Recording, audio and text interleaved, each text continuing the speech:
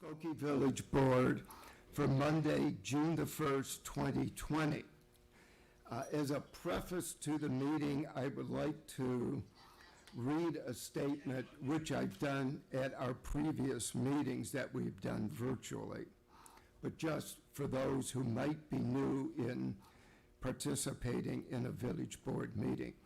Until further notice, meetings of the Skokie Village Board will be held electronically, with a majority of village officials participating telephonically or electronically as permitted by ordinance in order to allow for appropriate physical distancing during the COVID-19 pandemic.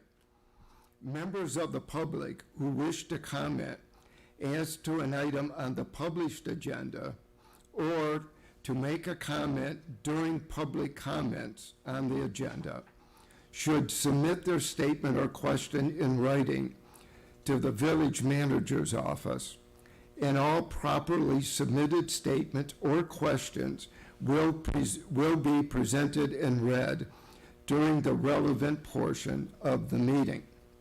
Written comments may be submitted in one of three methods. First, by email to citizencomment@skokie.org. Number two, mail to the village manager's office at Village Hall, 5127 Oakton Street, 60077. Or third and finally, via the village's drop box, which is located at the public entry on the west side of Village Hall. With that, the village board meeting will come to order, and we will be led in the Pledge of Allegiance by Village Clerk Pramod Shah. I pledge allegiance to the flag of the United States of America and to the republic for which it stands, one nation, under God, indivisible, with liberty and justice for all. The meeting will come to order, and the clerk will please call the roll. Trustee Roberts? Here. Trustee Sutker? Here. Trustee Ulrich? Here. Trustee Bromberg? Unmute yourself. Trustee Bromberg? Here. Here. Trustee Klein? He has to unmute himself. Trustee Klein? Tell him to press the space bar. Here. There it goes. All right. Trustee Gray Keeler? Trustee Gray Keeler? She is here. I see her. Okay. Mayor Happy to Mendoza? time. Here, we have a quorum. The next item on the agenda is approval of the consent agenda for this evening's meeting. A motion is in order. Trustee Sucker, seconded by Trustee Ulrich. Is there anything on the consent agenda anybody would like to have removed? If not, the clerk will call the roll. Trustee Roberts? Aye. Trustee Sutker? Aye. Trustee Ulrich? Aye. Trustee Bromberg? Aye. Trustee Klein? Aye. Trustee Gray Keeler? Trustee Gray Keeler? You have to unmute. It's not on mute. Aye. Okay, got it. Mayor Mendoza? Aye, the motion passes. We have a couple proclamations this evening. The first one is to honor a proud citizen and contributor to the village of Skokie, Kate Donegan. I think everybody here knows of the good work that Kate and David have done for the village of Skokie. Kate has been the superintendent of School District 73 and a half for many years, and she's provided great service to us. I would like to read the proclamation because I think it summarizes the breadth of Kate's contribution to the village. Whereas Skokie District 73 and a half Superintendent Kate Donegan is being recognized for the many accomplishments and dedicated service she has provided to our community for over 24 years. And I might point out that even though Kate is taking on a new task, she and David are not leaving the village of Skokie. So we're thankful for that. And whereas in December 1996, Kate was first hired at Oliver McCracken Middle School as a special education teacher, and from July 1999 to June 2001, she assumed a dual role of special education teacher, special needs coordinator, and from July 2001 to June 2003 was appointed assistant principal. And then from July 2003 through June 30th of 2007, she served as principal. Whereas Kate Donegan has held the position of Superintendent of School District 73 and a half from July 1st, 2007 to June 2020. And whereas Kate Donegan and her husband David have lived in the village of Skokie with their 3 children, Miles, Julian, and Garrett, who currently attend District 73 and a half and School District 219 schools. And whereas during Kate's 13-year tenure as superintendent, her contributions to the academic excellence of our community has been invaluable, and her leadership has provided a strong foundation for the future of District 73 and a half, as is evidenced in the re-envisioning of the district's strategic plan.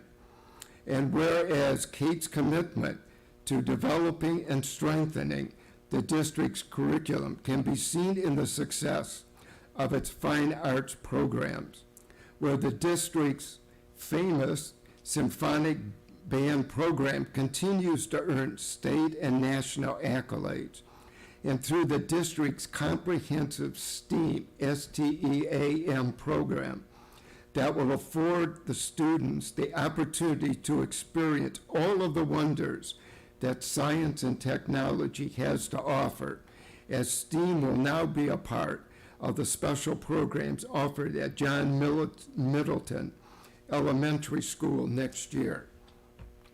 Whereas Superintendent Donegan has promoted professional development for the staff by providing ongoing training with student-centered equity and diversity programs, such as seeking educational equity and diversity, trauma-informed practices, and by the formation of the district's equity leadership team. And whereas Kate's unique ability to form memorable partnerships with an array of entities, to include but not limited to village staff, our police, fire, and health departments, the Park District, our renowned library, the Skokie Chamber of Commerce, Kiwanis, NTDSE, the Niles Township Superintendents Association, the ELL Parent Center, and the National Louis University has laid the foundation for the district's future success. And whereas Kate Donegan, along with Susan Carlton, and a team of others were instrumental in formation of Skokie Cares and the iconic message, Skokie welcomes everyone.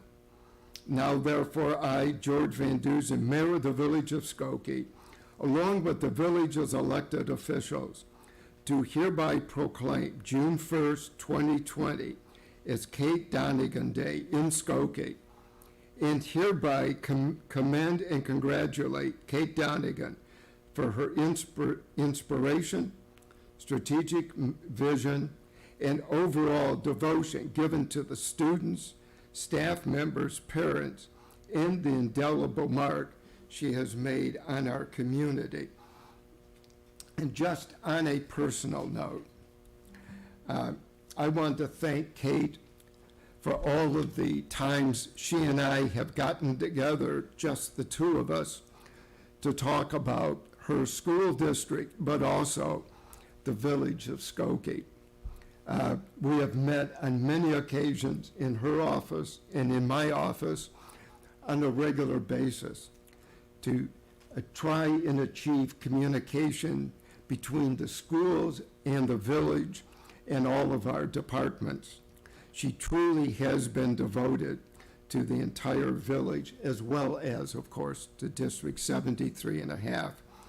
So to Kate, I want to say thank you very much for everything you have done. You are remembered fondly. And David, we are going to expect to see you as well continuing your service on our Human Relations Commission. So thanks to both David and Kate for everything that you have done.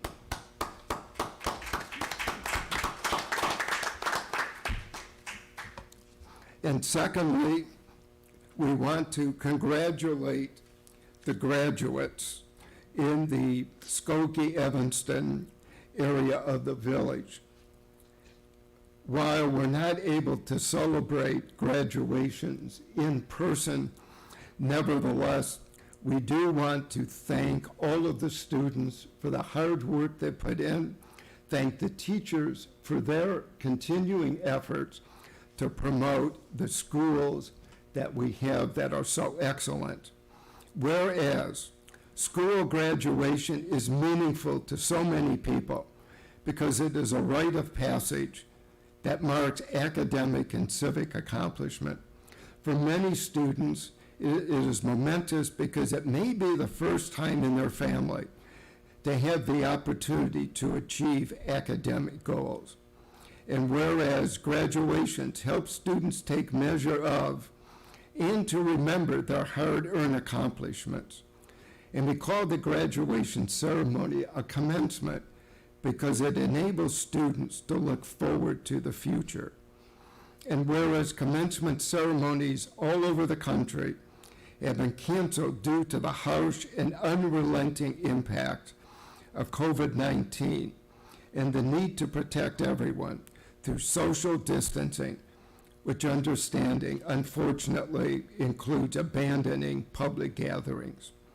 And whereas the cancellation of graduation events at schools throughout the village of Skokie, and in this case, Evanston, Illinois, has created the need to find other means to properly and proudly recognize our student graduates in Skokie, Evanston, District 65 and District 202. And whereas the school community, led by our outstanding and caring school administrators and teachers, seek creative ways to celebrate all graduates in the village of Skokie. And now, therefore, I, George Van Dusen, Mayor of the village of Skokie, heartily commends all of the graduating students in the village of Skokie, in this case, District 65 and District 202, and acclaims them and their families for all of the diligent work that brought them the distinction of graduate. May the future journeys be happy, successful, and safe as the impact of COVID-19 fades in time from their personal joyous accomplishment. Congratulations to all of the graduates, congratulations to the teachers, and congratulations to the administrators. We wish you nothing but the very best as you move on to your future endeavors. And be well. And at some point, we hope to be able to thank all of you in person.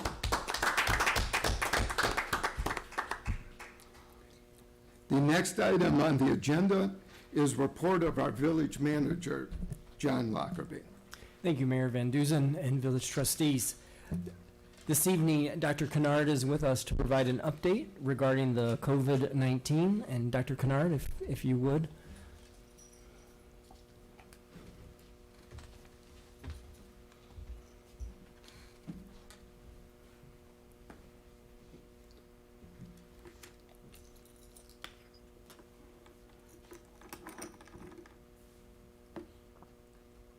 Hi, trustees. Hi, Doctor. Hi, Dr. Dreckler and Dr. Werner.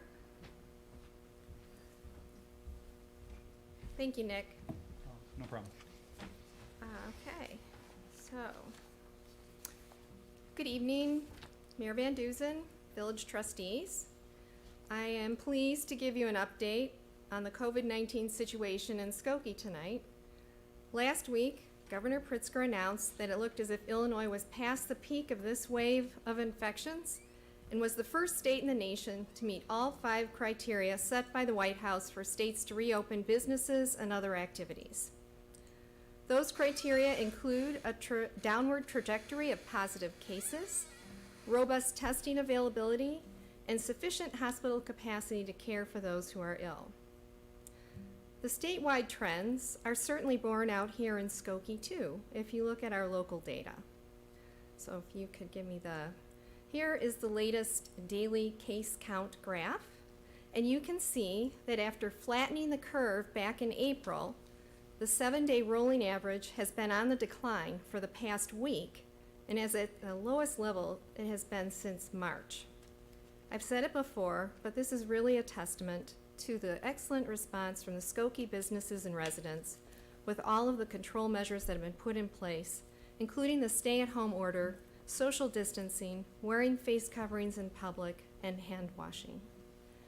As of today, there have been 840 confirmed cases of COVID-19 in the village, with 684 people, which is 81%, either recovered or recovering. 109 have been hospitalized, and unfortunately, 27 people have died. This challenging time has been so much more difficult for those who've lost a loved one. My heart goes out to all of you who have sat anxiously by the phone, waiting for word from the hospital, only to hear the news you had never hoped to hear, and you were not able to be with your loved one at that time. I do want to share with you 2 modifications of the Health Department of COVID-19 data graphs that I think convey information in a more helpful way. We often get inquiries and feedback on our data, and these graph modifications were made at the suggestion of 2 residents. First is an overlay of the ill and recovered data on the age graph, which clearly shows that current illness, the yellow bars, is affecting all age groups, and that although most deaths have occurred in those over 50, there have been deaths in younger individuals as well. The second graph of hospitalizations by week shows the profound impact of the control measures that I mentioned earlier. Governor Pritzker's stay-at-home order was issued on March 20th, just as cases and hospitalizations were taking off in the village. So you can see that the first 2 blue bars here was right after those first 2 bars that the stay-at-home order was put in place. Then we saw the dramatic increase in cases over the next couple of weeks, and those individuals would have been infected prior to the stay-at-home order being put in place. After the stay-at-home order was put in place, there's clearly a dramatic drop off in the number of hospitalizations. Of course, this highlights the importance of our continued vigilance now that Skokie and Illinois are moving into Phase 3 of the Restore Illinois plan. Last week, all regions of Illinois met the criteria for moving into Phase 3, that the positivity rate for tests was below 20%, there was no increase in hospital admissions for COVID-19, and a 14% surge capacity was available for hospital beds. I spoke with Dave Rahia, president of Skokie Hospital, this afternoon, and he concurred that the North Shore system as a whole is observing the same decrease in positive cases as we are noting in Skokie. As of May 11th, North Shore began cautiously moving forward with elective surgeries and other increased clinical activities. In the village, you have heard staff, village manager John Lockerbie, and Assistant Manager Nick Wyatt speak about the Economic Development Recovery Task Force, which is meeting weekly, I want to thank Matt Brandmeier, Community Development Director, Len Becker, and Leslie Murphy for leading this effort, reaching out to the business community to identify their needs and share the state's safety guidance for reopening, especially last week with restaurants. There are 60 restaurants that plan to have outdoor dining, and of course the health department's environmental health team has been very involved with this effort as well. Everyone is very engaged, businesses and staff alike, and wanting to make sure we get this right so there is not an increase in cases of COVID-19 in Skokie. Other good news is that the Skokie Farmers Market will be opening on Sunday, June 7th with safety precautions in place. The market will be held in the employee parking lot across from Village Hall, where we can control the flow with one way in, one way out. Nick Wyatt and the market managers and I and Bruce Jones have all been working on this. All attendings will be required to wear a face covering, and the number of participants will be controlled to ensure social distancing. We're using the same best practices employed by the Evanston Farmers Market, which I visited a few weeks ago, and there's guidance on the Village website at www.skokie.org for those who plan to attend. I'm also going to mention that Village Hall will be opening with limited services and safety measures in place on Monday, June 8th. Risk Manager Deborah Protzman has done a great job of working with all of the departments to ensure that safety measures such as barriers, adequate spacing, and alcohol hand gel are in place to protect staff and visitors alike. All members of the community, though, are strongly encouraged to continue accessing services online, as has been working very well over the past 2 months. Anyone coming to Village Hall will be required to wear a face covering, and most visits will be by appointment only. I am also really happy to report that the Health Department and Human Services will be receiving a grant of $817,000 from the Illinois Department of Public Health to continue our COVID-19 contact tracing work during the next year. This money is from the Federal Coronavirus Relief Fund and will be used to cover salaries, hire additional staff, and purchase needed technology. One requirement for Illinois to remain in Phase 3 and move into Phase 4 is our ability to conduct contact tracing for all people who are diagnosed with COVID-19 within 24 hours. Fortunately, we currently have 3 public health graduate students helping us in addition to the Medical Reserve Corps, which is making a big difference in this regard. Also important to moving forward is having adequate testing capacity, so I wanted to mention that as of next week, all 3 federally qualified health centers will be providing PCR testing to diagnose COVID-19. And I recently learned that North Shore University Health System has completed its evaluation of various antibody tests, a blood test, serology test, and will begin offering antibody testing within the next couple of weeks. While it's still uncertain whether or not a positive test indicates long-term immunity, the antibody test will give us a sense of how many people may have been exposed and have developed some level of immunity, at least for the short term. So I will certainly share more information when it is available. Anyway, overall, good news.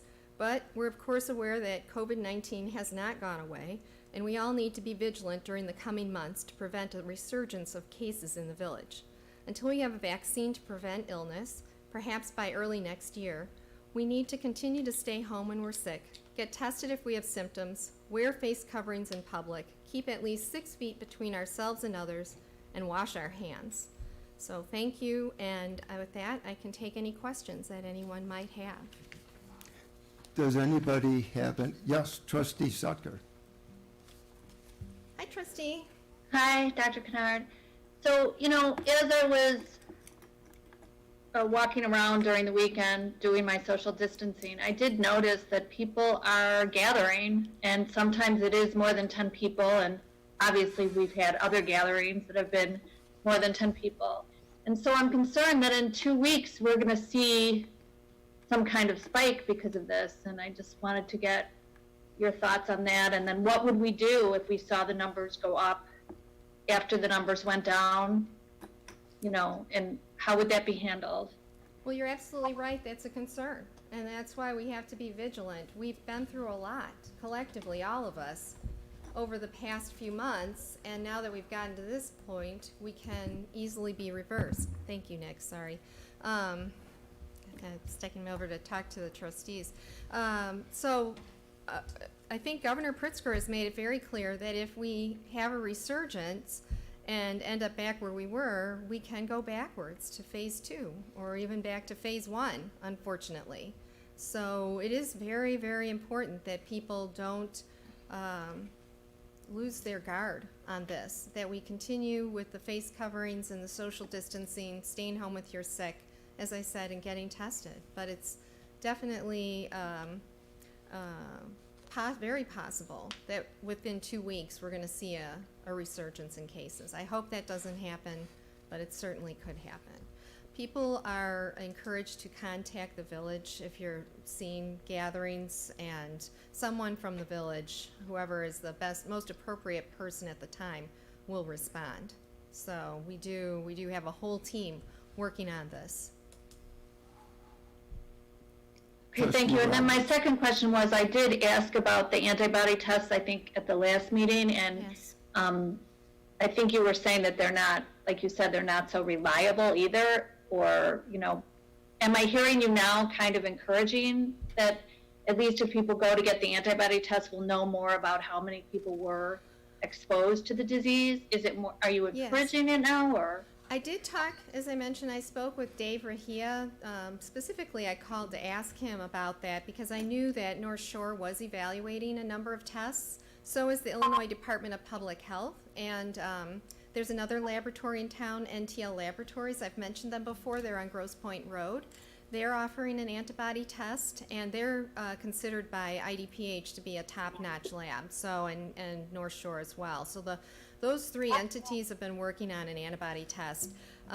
Dave Rahia said that he would send me information as soon as it was available, but they did expect to start testing within the next couple of weeks for the public. And I guess until I get that information, I can't say a whole lot more about it, but we have been anticipating it. I know they've evaluated a number of tests. I don't know how many different tests to determine which one they felt was the most accurate. But again, just because you've had a positive test doesn't necessarily mean you're going to have lifelong immunity. Certainly if you have a negative test, that would tell you you haven't been exposed, but there's still a lot we have to learn. Does that answer? Did you have something else about, did I hear you asking another question? Well, I think I had heard that, there was some question about if a negative test was really a negative test and Right. a positive test was really a positive test. So, I don't, Absolutely. and are they going to have criteria for who's eligible for these antibody tests, or are they going to allow anybody to? I pressed him just as hard as you're asking me, and he didn't really have that information right at this moment, other than telling me that he would get it and send it to me as soon as he could. Okay. So, because I said, it would make sense early on if we tested people who we knew had been infected to see, and so on. But I don't know exactly how they're going to be proceeding. I do think they're planning to make it more widely available than just known cases. Because, again, we didn't have the testing available for diagnosis, the PCR test, the nasal or nasopharyngeal swab.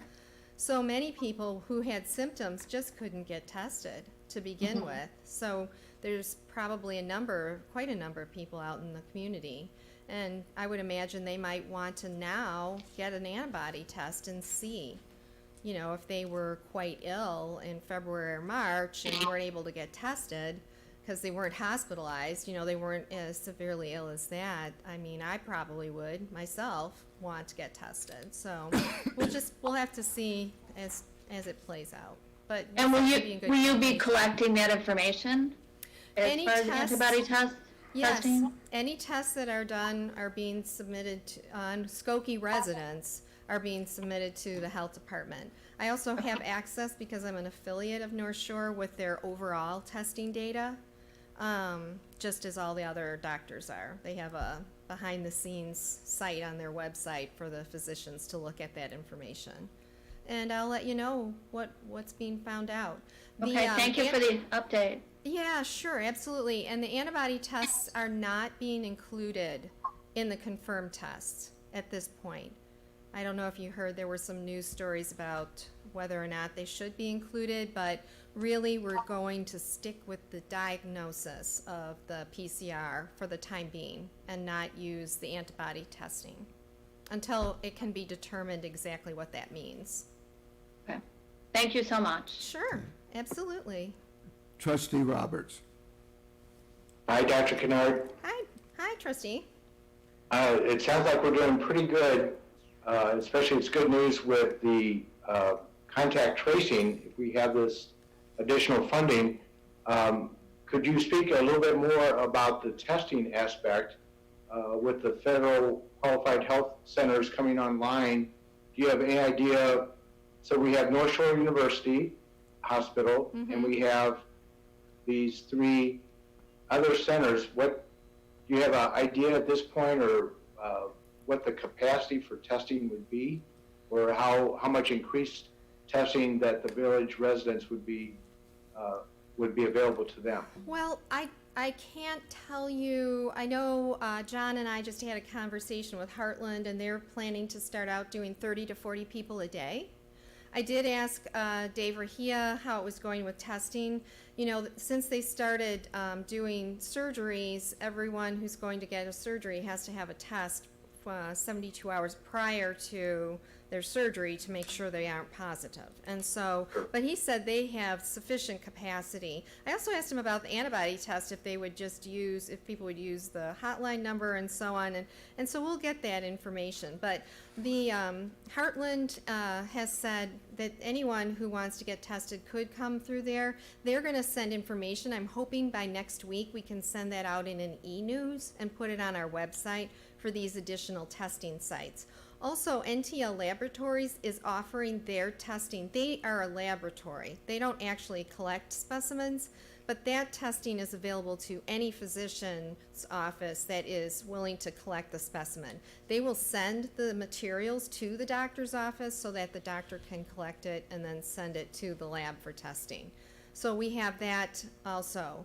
And once I get the information on the antibody testing from North Shore, I'm planning to send out a letter to all the doctor's offices in the Village to give them the heads up on where we are now with testing in the Village and what's available. So it's good news. All those things are moving in the right direction. A little bit more broader, you know, I think that beyond the health dimension, I think our residents are getting hit very hard economically, and now in light of the events of last week, our businesses are further deterred from opening. It just seems like there's a lot of economic impact, and then coupled on top of that, our residents have faced flooding and damages to their basements and their houses. So I don't know if on the horizon there's any other funding that's going to be available that's COVID related for recovery of our residents. So I know that counties are receiving FEMA funds. I don't know if that's available to us, but I also know that we have some community development block grant funds that are coming into the Village. So I don't know what planning the staff is starting to do in terms of helping our residents with how they've been impacted by COVID in Skokie. Yes, this Human Services, led by Beth Lindley, is very much engaged with that. You know, we have the Skokie Community Foundation money, which is, I think, $45,000. Am I remembering that correctly? Yep. Yes, that they've been distributing to people in need with certain criteria. And one of the positions that we're planning to fill is another social worker to help with those CDBG funds and to help get people connected to the resources that they need. That is actually part of the grant, to be able to provide those resources to individuals who have been impacted. So we are very much engaged with that at this point from all different aspects. And the software that's being launched by the state is going to have the capacity to incorporate all those different needs. We just had a webinar today, as they're going to be launching it in the next couple of weeks. So everyone's gearing up for that, but you're absolutely right. This has been devastating for many members of our community. Did you have anything else you wanted to add to that, John, about additional funding from FEMA? I'm not sure about. Sure. So FEMA is the Federal Emergency Management Agency, and the village has been tracking our expenses in preparation of being able to submit for some reimbursement. And so our Deputy Chief of Fire is responsible for that process for the village, and we will be submitting our first request in the near future. And so at this point, eligible expenses will be reimbursed at about a 75% rate, and then the village will be responsible for 25%. And so there has been significant discussion about what is eligible and all of that. And so there's more information to come, but we are working through the county in order to be eligible for FEMA reimbursement.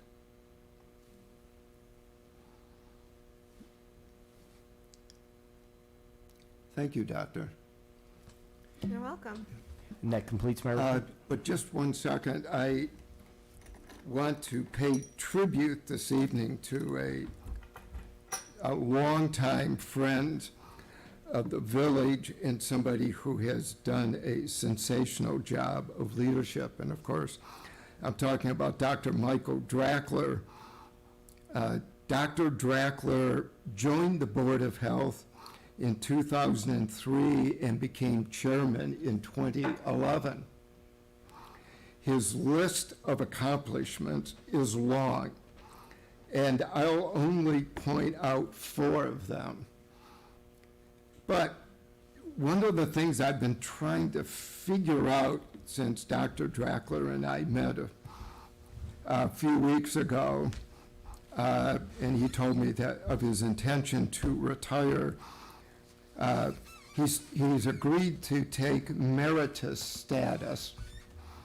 But I've been trying to figure out what is a lively Michael Drackler going to do in retirement.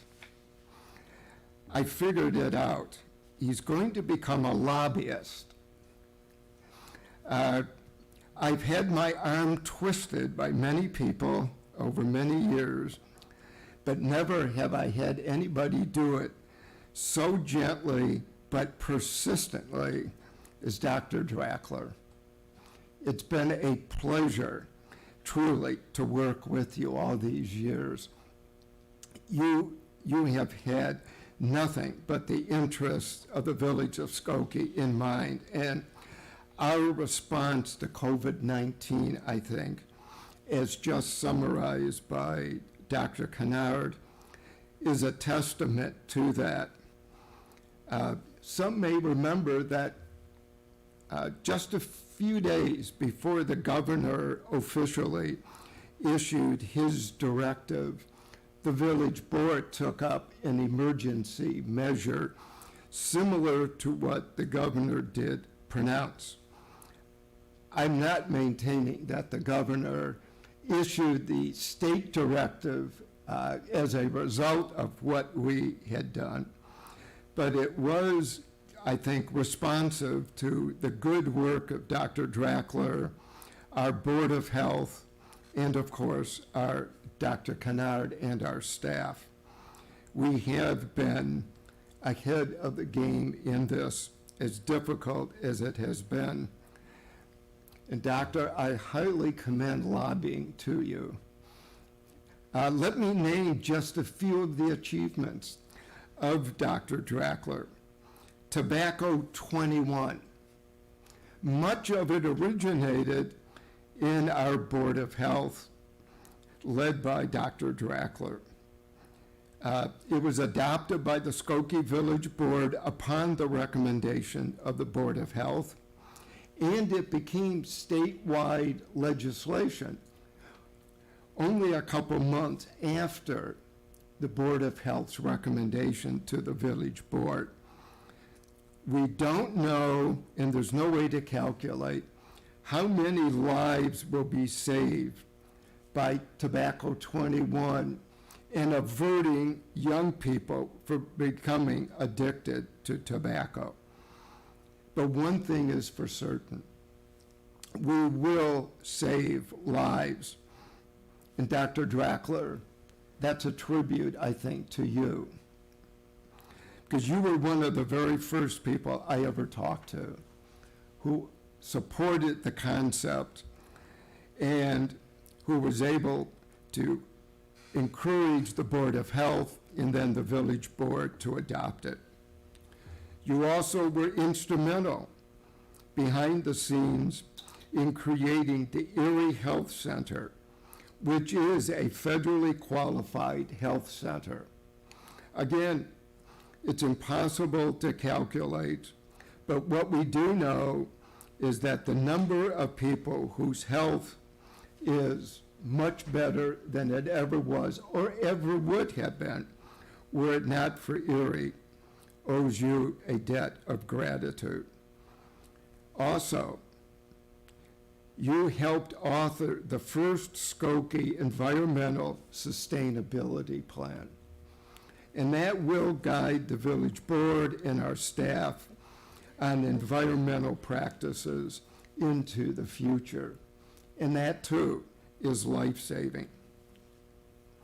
But I think most immediately, what shows your vision and Dr. Kennard's vision was creation of the Medical Reserve Corps.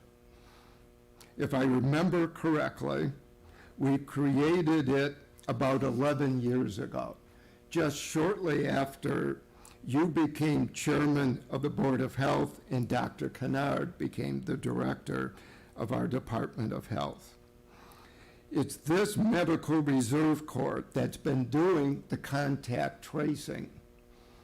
And through that, we have been able to help the village of Skokie, all of our residents, combat the COVID-19. We have lost some people. I believe it's 27, if I recall correctly, from today's statistics. But the number of people who have been tested and through the Medical Reserve Corps have been alerted to their possible contamination by COVID-19 is very difficult to calculate. But what we do know is that it's the Medical Reserve Corps that has been the backbone of all of our efforts. And that was visionary thinking. Who knew 11 years ago that we would be faced with the first pandemic in 100 years? And who would know that globally we would be shutting down the global economy in an effort to shelter in place in order to save lives? It's the Medical Reserve Corps, our Department of Health, our Board of Health, that has helped guide us through all of this. And on behalf of a grateful citizenry, I want to thank you from the bottom of our hearts for everything you have done as a member and then most recently as chairman of the Board of Health. Thank you so much. We're deeply appreciative. Thank you, Mayor Van Duzen. I have a few words to say. I was thinking about what to say as. He's not leaving until he's lobbied us one more time. One more time. I'm going to tell you what I really think of the village of Skokie and how I relate to the village of Skokie. So I address Mayor Van Duzen and village's trustees. It has been a privilege and an honor to have served the citizens of the village of Skokie for the past 18 years. First as a member of the Skokie Board of Health, and for the past 10 years as the chairman of the Skokie Board of Health. Now, I gratefully accept emeritus status so I can stay involved. I have been fortunate to have worked with the dedicated and dynamic members of the Skokie Board of Health. I was able to learn from the prior chair, Dr. Melvin Noodleman, just how important the Board of Health is to the Skokie community. Call from 1404. Over the past 18 years, there has been a slow but steady turnover of members. A special thanks to our many members with long tenures of service. The Board of Health has continued to fill the vacant seats with enthusiastic and knowledgeable volunteers, a tribute to the medical professionals who live or work in Skokie. At this time, I would like to thank Mayor Van Duzen and members of the Board of Trustees for their acknowledgments of our concerns and programs, and for helping implement these programs to benefit the health and well-being of the citizens of the village of Skokie and our surrounding communities. I greatly appreciate the excellence of the elected and of the appointed officials of the village of Skokie, as well as the volunteers of the numerous boards and commissions. Skokie is blessed to have concerned, well-informed, hardworking, and dedicated citizens. Additionally, I would like again to thank the members of the Board of Health, both past and present. Also, thank you to our liaisons, Trustee Bromberg, Sue Reesberg, David Cleff, and Bruce Jones. Your help and dedication has made my chairmanship both enjoyable and beneficial. Lastly, to Liaison and Director of the Skokie Health Department, Dr. Catherine Kennard. I could not have made the Skokie Board of Health as relevant and productive without your guidance and steadfast support. Dr. Werner, you have in the past served the medical community and the village of Skokie with dignity and aplomb. I am confident that you will provide the kind of leadership that the village of Skokie has been accustomed to and deserves. Best wishes, good luck, and thank you very much. Thank you, Mayor Van Dusen. Thank you. Everybody will notice that Dr. Jacker did not take me up on the offer of becoming a lobbyist. Just thought I would point that out. It does give me great pleasure, however, to introduce Dr. Drackler's successor, Dr. William Werner. Dr. Werner, in fact, has participated in the Skokie Medical Reserve Corps, and he and his wife, Ruth Ann, have been residents of the village of Skokie for 41 years. He has a very impressive background. He received his undergraduate degree from North Park College on the north side of Chicago. He obtained his medical degree and master's degree in public health from the University of Illinois, Chicago. He completed a residency in internal medicine at the University of Illinois Hospital and the West Side Veterans Hospital. He's been in private practice for 26 years.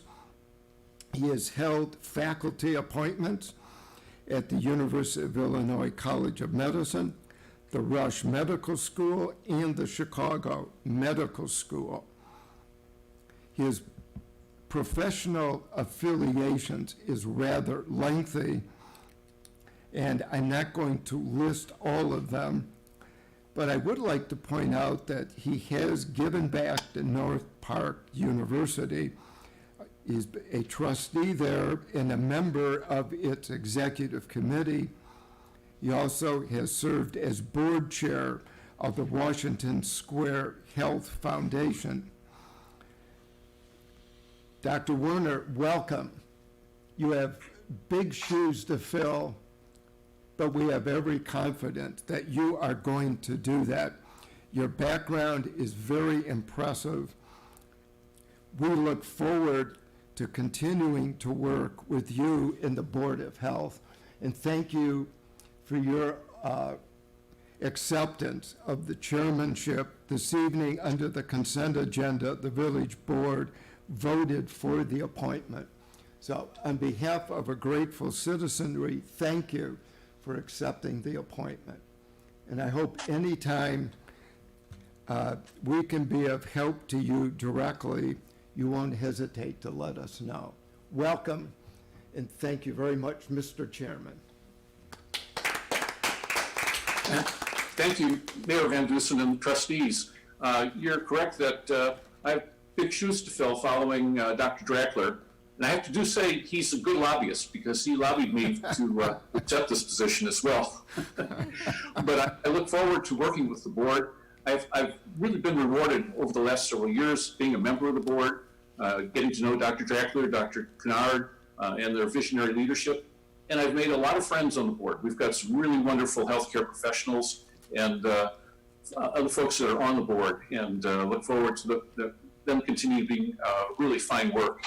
And I have to say, I've been involved with the Medical Reserve Corps for the last several weeks doing the contact tracing, and the professionalism of our health department, Dr. Kennard, her staff, the public health nurses, is just outstanding. And I do agree that I think we are a step ahead, if not many steps ahead of other municipalities in terms of identifying and containing the spread of this virus. So I look forward to continuing, hopefully to do good work and to give positive reports back to you and Dr. Kennard. So thank you very much. Thank you. Very honored. I had called you Mr. Chairman. I should have called you Dr. Chairman. So I thank you answer to again. anything. So Welcome aboard. thank you. John? And that completes my report this evening. Thank you. Thank you. Next item on the agenda is report of our Corporation Counsel, Michael Lorge. I don't know that I should be able to give the report fast enough that I don't even have to take my mask off, but I'm gonna do so. So thank you, Mayor and trustees. Good evening, everyone. Item A on my report is an ordinance that was approved as part of the consent agenda at the beginning of this meeting, and having that passed, I would be concluding my report. Thank you. The concluding item on the agenda this evening is citizen comments. John? Thank you. We've received 12 citizen comments this evening, and I have shared these with the village board in advance of the meeting this evening. But we did receive 11 comments related to flooding from the following residents. Julie Coden of 7814 Keystone, Paul Lucen of 5156 Howard Street, Marissa Mahanan at Marissa Woodward at 9448 Drake Avenue, Jackie Rivera, Antonia Terra at 4914 Farwell, David Lobb, Phyllis Sugar, Donna Roby at 7553 Colmar, Patrick Roms at 9536 Avers, Trudy Turner at 4325 Lee Street, and Aaron Mohib at 6957 LeClaire. And so to address those questions and comments, I think it would be helpful to report some of what was reported at the May 18th Village Board meeting. There was a significant rain event that occurred here in the village of Skokie as well as in our region. The village actually received 7.3 inches of rain between May 14th and May 17th. This amount of rain in a short period of time exceeded the regional stormwater management capacity as well as the village's capacity. The village's sewer system is a combined system of both sewage and rainwater. The village completed a significant stormwater system improvement in 1999. The improvement cost over $80 million and enables the streets to serve as the initial storage space for rain, and then the rain is regulated in how much and how fast it can enter the sewer system. Simply put, to help reduce basement flooding, Skokie's flood control program is designed to pond water on the streets for up to 4 hours after the rain subsides. The ponding water should never leave the public right-of-way, which is just past the public sidewalk and is controlled by berms.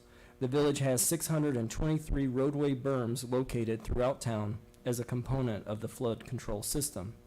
In addition, the village's stormwater system includes 93 stormwater storage facilities, including 70 underground storage tanks and a number of detention facilities. These are located throughout the community to provide additional storage capacity for rainwater. One is noticeable just west of Nordstrom's along Gulf Road.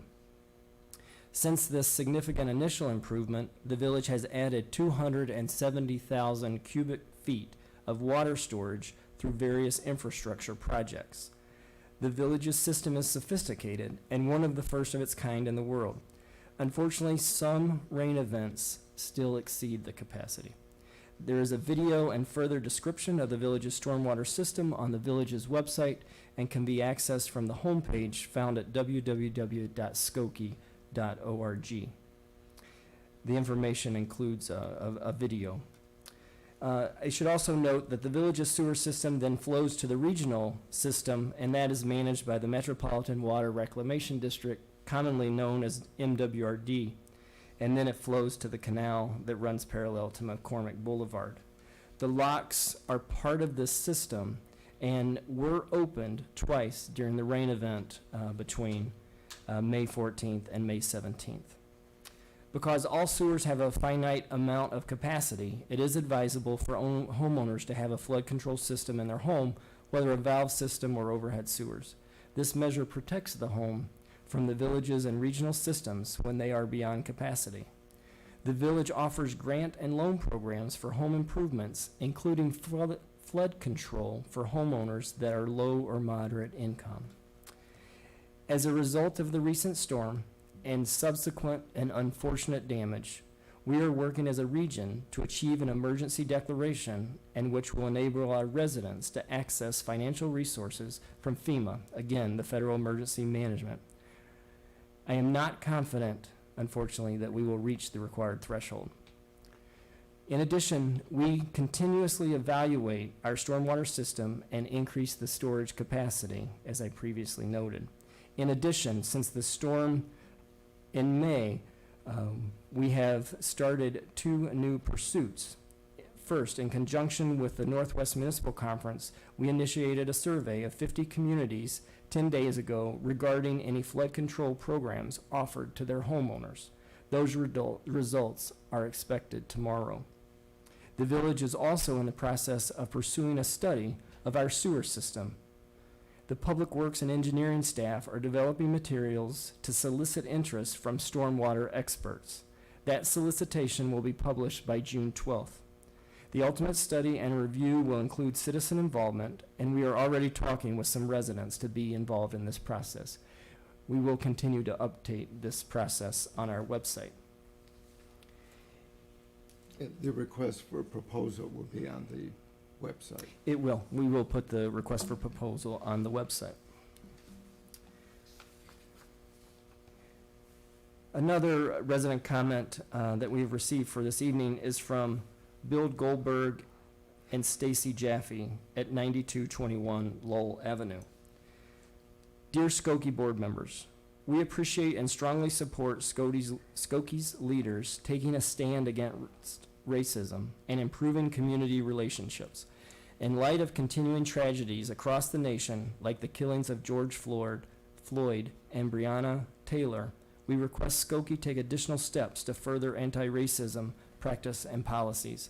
We urge the Skokie Police Department to adopt the use of body cameras, as have Chicago, Evanston, and other suburbs. We urge the Skokie Police Department to adopt and practice the 10 shared principles of law enforcement, which includes a commitment to evidence-based police de-escalation training created with the NAACP and Illinois Chiefs of Police. Thank you for your important and continuing work in this area. I thought it would be helpful to provide a little bit of background this evening. The Skokie Police Department was amongst the first departments to adopt the 10 shared principle. These were the result of a joint initiative between the Illinois Association of Chiefs of Police and the Illinois NAACP. The Skokie Police Department has actively supported these principles during their creation and continues that commitment today. A few of the shared principles include value the life of every person, the preservation of life being the highest value. Recognize that all persons should be treated with dignity and respect. Reject discrimination based on race, ethnicity, religion, color, nationality, immigrant status, sexual orientation, gender, disability, or familial status. The adoption of these principles in 2018 served to strengthen our already strong relationships with the community, and we continue our commitment to replacing mistrust with trust wherever and whenever and however possible. For example, our police officers have participated in department-wide training, including the Anti-Defamation League's Anti-Bias for Law Enforcement Program training, and the Center for Public Safety and Justice's Procedural Justice training. In addition, the police department hosted the Procedural Justice for Communities, a dialogue to change, where both police officers and community members participated together. I should also note over 40 officers are trained and certified as crisis intervention team officers. Furthermore, annual training on use of force is conducted. The Skokie Police Department was one of the first accredited in the country in 1988. The department is recognized as a flagship agency because of their standards and practices. The department is readily visible and actively engaged within the community. The Skokie Police Department works diligently, day in and day out, to keep our community safe. The past 4 days are no different. Although it is not in our best interest to discuss specific strategies at this time, I want the community to know we are truly served and protected by the finest men and women in blue. I would like to supplement John's comments with some of my own, which I know are shared by my colleagues on the village board. We're all heartsick over the events in Minneapolis, Minnesota, and the passing of Mr. Floyd, as well as all of the preceding incidents that have happened in the country. Skokie knows a little something about the dark force of prejudice.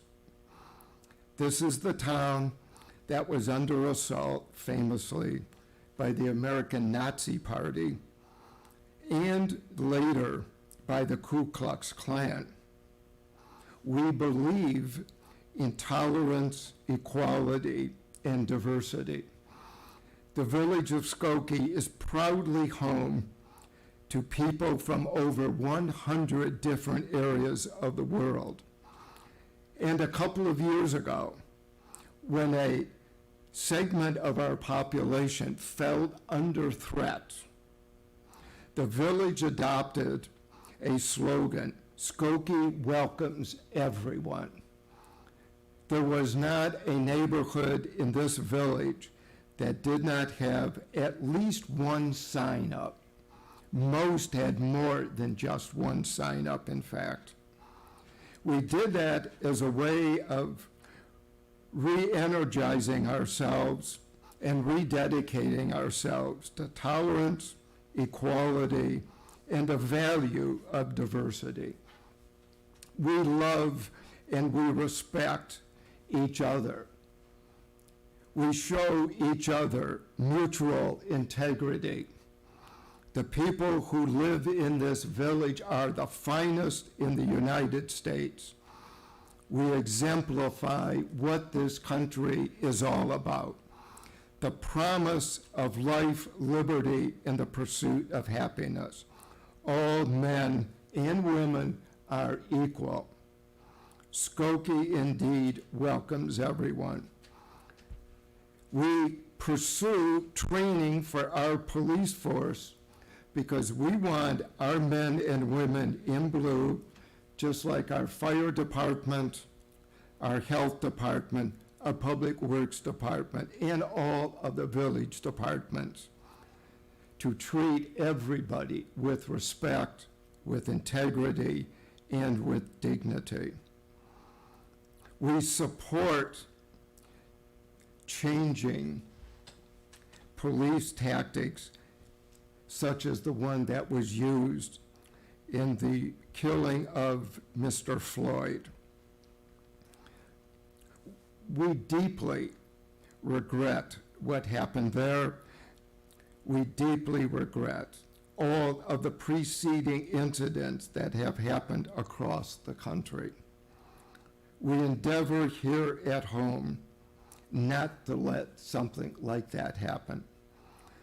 We're led by Chief Tony Scarpelli, who all of you know very well. He believes in these principles, and he was, in fact, in part, an author of the principles. He is a prominent member of the Illinois Chiefs of Police Association. We will continue to enact and to work on those 10 principles. Those are what guide us and guide our men and women in all of our departments, including our police department. I want all of the men and women who live in the village of Skokie to know and to believe that they and their families are here because we want them here and we respect them. Skokie welcomes everyone. So as we go forward, let us remember the 10 principles as enumerated by John just a minute ago, and thank our men and women in blue who every day do give us their very best. We don't profess to be perfect, but we do profess to at least endeavor to do the very best and to be consistent with the principles which we have enunciated. Thank you very much to our police, our fire, and all of the village staff.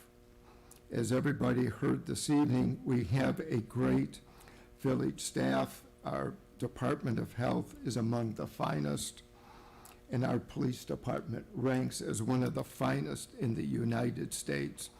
And for that reason, not only is among the few that have been fully accredited, but also have been given the designation as a flagship department. Be safe, wear your masks and social distance so we can keep up those good numbers. Thank you very much. A motion by Trustee Bromberg is in order.